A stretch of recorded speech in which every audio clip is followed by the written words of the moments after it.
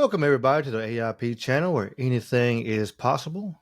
Which tonight we have a UFO, e- extraterrestrial kind of story.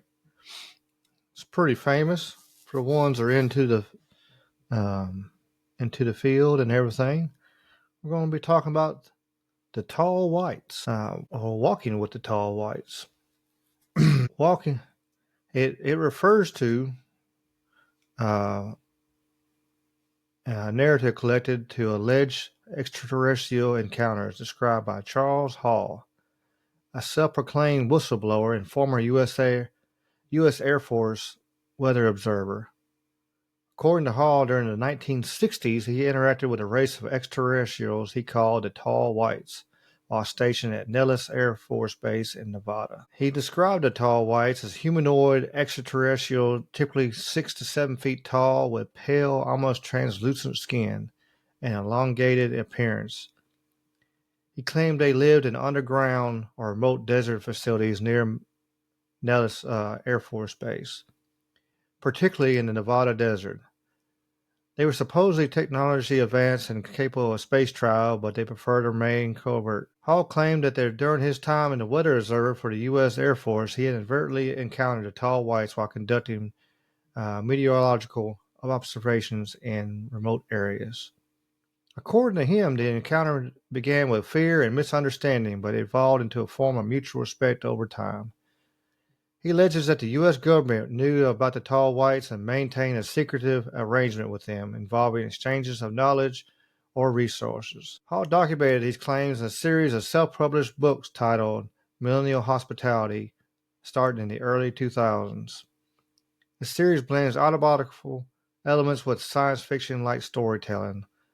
The books describe Hall's experiences and interactions with the Tall Whites, their culture, technology, and their cautious yet curious attitude toward humans. These claims are widely regarded as speculative, though, and lack verifiable evidence. Hall's accounts are often grouped with other alleged alien contact narratives that emerged during the UFO craze of the late 20th century. Critics argue that the story is likely fictional or misinterpreted, as there is no documented proof or corroboration from any other credible sources. The narrative has gained some traction in UFO and conspiracy theory communities, while Hall is occasionally invited to speak. Walking with the Tall Whites has become a popular phrase used in discussions about the alleged extraterrestrial encounters, blending elements of mythology and pseudoscience. More details on Hall's claims provide a rich tapestry of description about the Tall Whites, their behaviors, and their relationship with humans. As I said earlier, the Hall described them as very tall, with heights reaching over 7 feet as they aged. Their skin was pale, almost chalk-like, and they had large blue eyes that could glow faintly in the dark. He claimed that they lived for centuries, and their bodies grew taller and thinner as they aged, making the oldest memory appear frail despite their advanced knowledge and authority. The Tall Whites were said to be highly cautious, especially around humans. Hall claimed that any perceived threat could result in immediate retaliation, as they were highly protective of themselves and their children. They communicated telepathically among themselves, but also learned to speak English to interact with Hall and other humans. He described their interactions as formal and hierarchical. They reportedly had a structured social order, and younger Tall Whites deferred to elders. Hall also claimed the Tall Whites possessed technology far superior to anything the Earth has in the 1960s. They had anti-gravity propulsion that their spacecraft used, allowed them for travel interstellar distances. They wore suits that could amplify their physical strength, enable them to move quickly or exert force disproportionate to their size. He also described energy-based weapons that the Tall Whites carried, capable of lethal force that they felt threatened. He suggested the Tall Whites are visitors who use Earth as a way station for interstellar travel. Their base near Nellis Air Force Base allowed them to repair their ships and rest during long journeys. He claimed they collaborated with certain factions within the U.S. government, exchanging technological knowledge for access to Earth's resources and safe haven. As we said, the U.S. Air Force was well aware of the Tall Whites' presence and agreements to avoid interferences with their activities. He claimed the military personnel occasionally acted as intermediaries through their actions were kept highly secret. Nellis Air Force Base is well known in UFO lore due to its proximity to Area 51, a site often linked to conspiracy theories about extraterrestrial technology and secret experiments. Remote desert locations like Nellis are ideal for secret operations, fueling speculation over alien activity. Though no physical evidence or government documents have ever been corroborated, Hall's claims they remain anecdotal at best. However, UFO enthusiasts often point to the secrecy surrounding Area 51 and other military sites as indirect proof of extraterrestrial involvement. Hall's story fits within a broader context of alleged extraterrestrial encounters, many of which share the thematic similarities. The Tall Whites, to get back to them, bear some resemblance to the Nordic aliens described in other UFO narratives. These beings are typically humanoid, tall, and have fair skin, often depicted as benevolent or neutral toward humanity. Other uncommon alien types in UFO include the Greys, small, large-headed beings also associated with abductions, and the Reptilians, allegedly malevolent beings involved in conspiracy of control. Stories of secret government deals with extraterrestrials have persisted for decades. One famous example is the Eisenhower meeting legend, which alleges that President Dwight D. Eisenhower met with aliens in 1954 to negotiate the treaty. Hall was one of the many self-proclaimed whistleblowers. He claimed insider knowledge of extraterrestrial activity. Others include Bob Lazar, who alleged he worked on reverse engineering alien spacecraft at Area 51, and Philip Schneider, who claimed he encountered hostile aliens in underground bases. Hall's claims gained attention during a period when public interest in UFOs and extraterrestrial life was high, bolstered by the Roswell incident in 1947, the rise of sci-fi and pop culture, of course, with the X-Files and Close Encounters of the Third Kind, classified UFO sightings such as those in Project Blue Book. There was many in Blue Book that they went through. Though they debunked a lot of them, but there are still some they didn't have no idea what was going on. Hall's stories have inspired some believers, but skeptics often attribute such accounts to psychological phenomena like sleep paralysis or hallucinations, the human tendency to mythologize unexplained experiences, and of course maybe creative storytelling for personal or financial gain. He did write the books. With increasing interest in UFOs and extraterrestrial life, stories like Hall's have regained some attention, particularly in light of all the recent UFO disclosures. All in the recent years, the U.S. government has declassified UFO-related documents and acknowledged unidentified aerial phenomena, UAP, leading to renewed speculation about extraterrestrial activity. We've had all the hearings in Congress, lots of thoughts and everything going on there. Of course, with the public fascination, Hall's claims continue to attract attention in UFO circles, where they're debated and analyzed and integrated in a broader narrative about humanity's relationship with potential extraterrestrial visitors. Of course, Charles Hall's story, The Tall Whites, is intriguing addition to the rich tapestry of UFO and alien lore. While he claims remain unverified, they tap into humanity's fascination with the unknown and the possibility of extraterrestrial contact. Charles Hall also he emphasized the complexity of his relationship with the Tall Whites. They were highly territorial. They had strict rules about proximity. Humans needed to avoid sudden movements or any action that might be deemed as hostile. Hall recounted that even curiosity on his part was met with caution. Hall claimed that the Tall Whites were especially protective of their children. Any perceived threat to their young could trigger an aggressive response. He says, despite their alien nature, Hall described the Tall Whites as exhibiting human-like emotions, including fear, curiosity, and even a form of respect. More details on the descriptions of some of their technology. He's seen one was gravity control. said the spacecraft were reportedly capable of anti-gravity propulsion, allow them to hover and maneuver in ways impossible to human-engineered vehicles in the 60s. Of course, again, like we said before, they claimed that he had portable weapons that could uh, incapacitate or kill with precision. These weapons supposedly relied on direct energy weapons. It'd be kind of like Star Trek with the little phasers and stuff. Well, look out, red shirts, because the red shirts is the one who's going to get killed. Uh, they also had the ability to traverse vast interstellar distances and implies mastery of a propulsion system far beyond anything publicly known today. Their fashion, they wore light colored, tight fitting suits that could regulate their temperature and potentially enhance their physical abilities. He said he also observed that when he was, there was familiar relationships with clear roles for parents and children.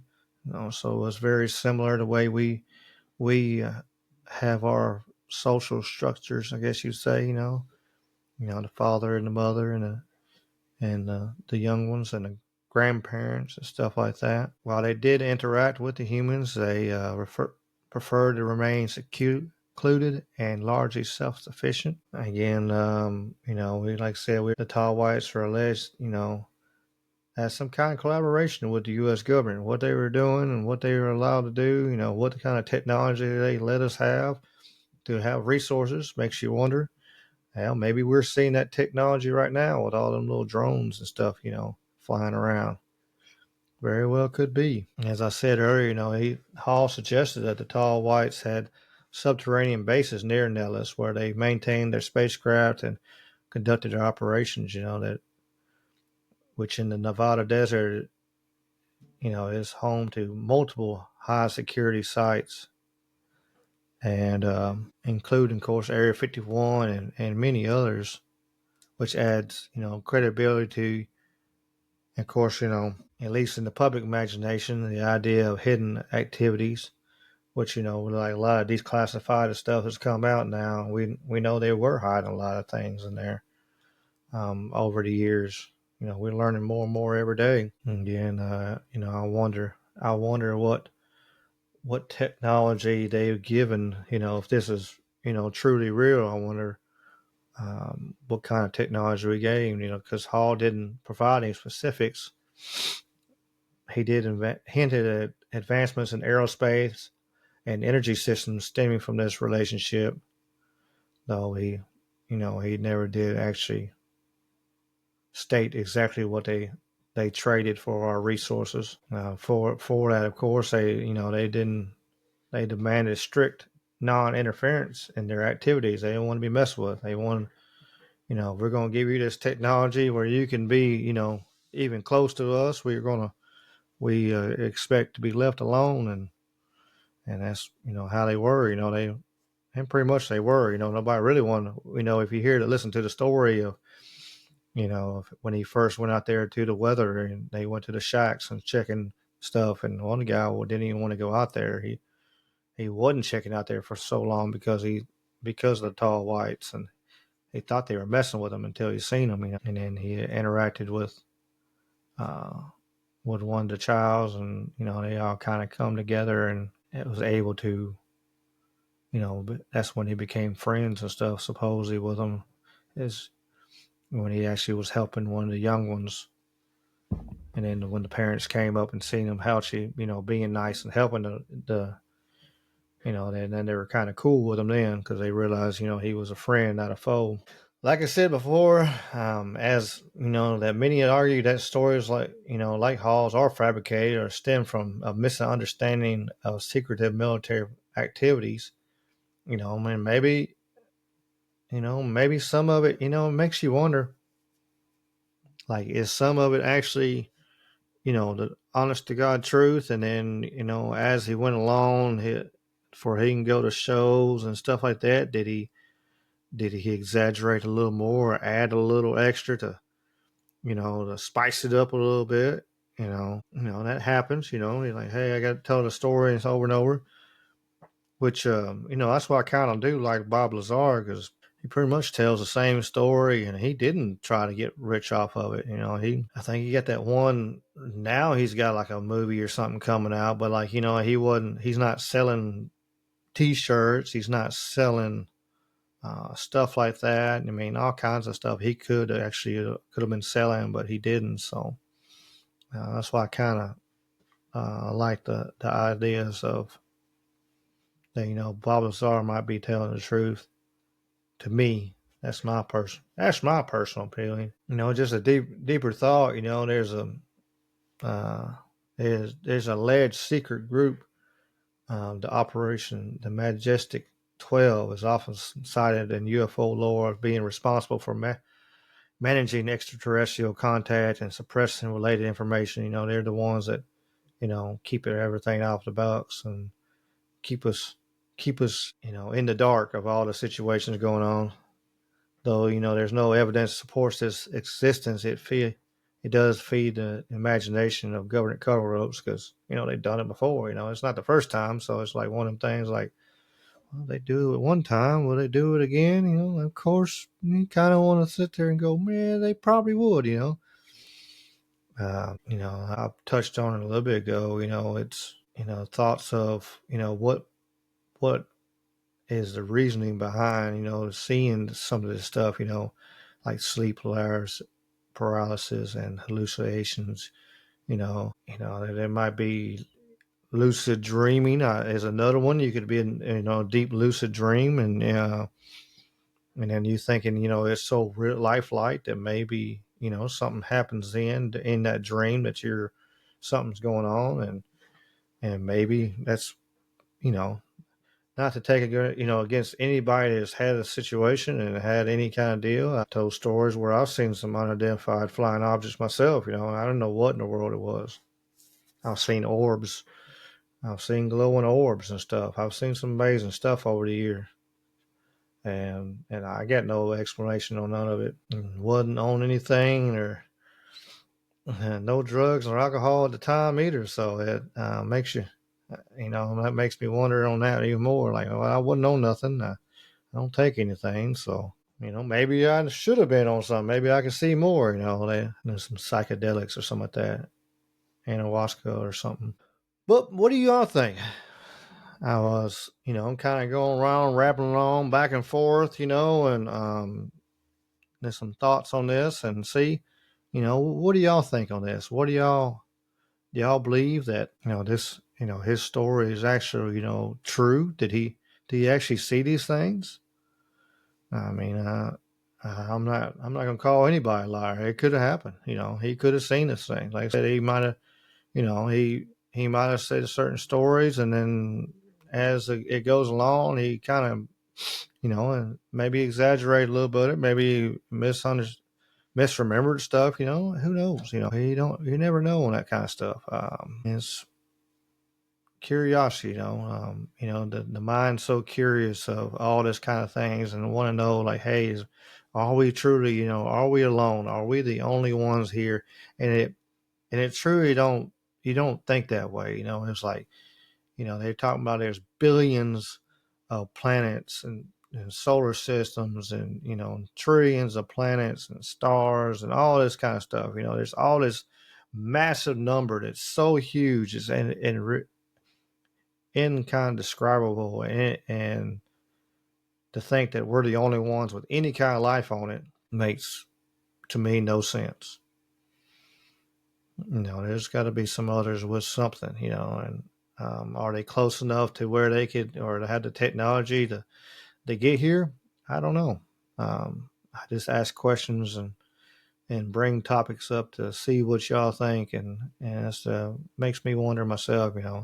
Is it possible? They have found microbial life on like Mars and stuff like that. So maybe there's a little something more there.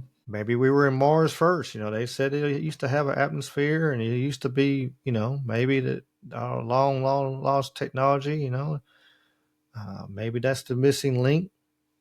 Who knows? No, they do have a basic missing link of how things are, and like if we evolved from Neanderthals to where we are now, there's something missing there in the middle that would cause all this, and they're not too sure on what, and they don't have no ideas. And of course, maybe in time they'll find it, or hell, maybe they know it now and they're hiding it from us. They like the giants and stuff of old. There's too many stories of giants and such like that stuff like the Smithsonian stuff are just covering up, and that's a whole other conspiracy theory. And I had to do a deep dive on Smithsonian cover ups and stuff like that. The potential. I know for sure. Like the Alaskan bone mine there. They he was the guy there. I forget what his name is, but he said they had their bones, and they actually took his bones that didn't match what their idea of what should be, and they threw them in the Hudson River, and he told them people where it were in the Hudson River, and guess where they start pulling out of the damn Hudson River? Mammoth tusk and saber-toothed tiger, and all this stuff that he said that was they had took and threw it away. They protect a narrative for whatever reason. They protect the isolation narrative to the T, and anybody kind of even finds anything that even crosses that little deal, they get crucified, and you can't even even if they find proof, they don't even want it. I don't understand why it's such a they brutalize them poor people. But that's a whole another show for sure. I hope y'all enjoyed this one. I kind of rambled back and forth, getting back. Took a few weeks off, and I'm getting back my legs on how to do this again. When I recorded this, a lot of stuff was recorded up, and the holidays and everything else. So it's New Year's 2025. We're gonna do some things. By the time this one, we got lots of cool stuff coming. New podcast studios coming. Hopefully, potentially more shows, more lives. We're gonna keep on growing. So make sure you follow and like it. Subscribe to the YouTube. Follow on Rumble. Follow me on Twitter. The Legend 4H. Check it out there. I try to post a lot of cool, I try to mix back and forth and post city stuff and, stuff will make you laugh or smile. And then I get more serious stuff too. So I try to keep a balance, yin and yang. You can follow me on Spotify, Pandora, Apple, Amazon, wherever you get your favorites. If you want to, please check that out. Make sure like I said, make sure you like and share. Check out the Troubled Minds Radio Network, KUAP. I'm syndicated on there, so you'll hear this show on there. Honestly, if you listen to that, you'll hear this before a lot of times before it even comes out on the regular podcast. So check out the Troubled Minds Radio Network. You'll hear shows on there before you even get to hear it on the regular channel. So it's just kind of the extra bonus if you listen to the Troubled Minds Radio Network and with some all the rest of the great shows with the Troubled Minds show and Salcedo Paranormal and so many more. There's so many great shows on there and so many great minds and so many thoughts, and if you don't like the concept right then, just wait a little bit and there's going to be another one come up and you probably like it. It's great, amazing, brilliant minds. So please check that out also. Check out the merch. You can get shirts and hats and stuff. I got a beanie here. I don't have it live yet, but it's coming. So I'm gonna do some more stuff. So, but as always, I appreciate y'all and y'all keep on keeping on, and the peace and the chicken grease. Y'all be good.